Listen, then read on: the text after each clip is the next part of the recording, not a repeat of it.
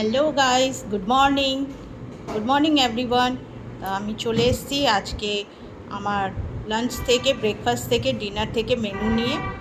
তো এবার আপনাদের সাথে শেয়ার করব। আমার আজকে সকালবেলা জানিয়েছিলাম যে ব্রেকফাস্টে হচ্ছে ইডলি। এই যে ইডলি বানিয়েছি। ইডলিটা বানিয়েছি হচ্ছে চাল ভিজিয়ে রেখেছিলাম, চাল অ্যান্ড সুজি দিয়ে।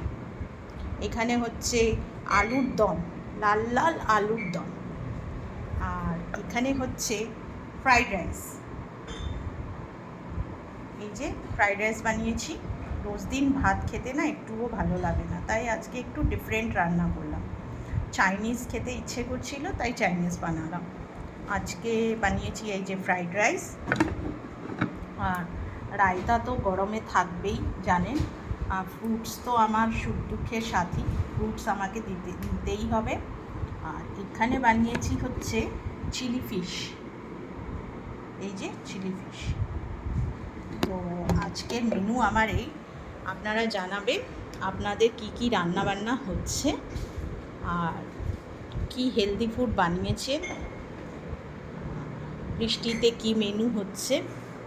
থ্যাংক ইউ এভরিওয়ান, ভালো থাকবেন।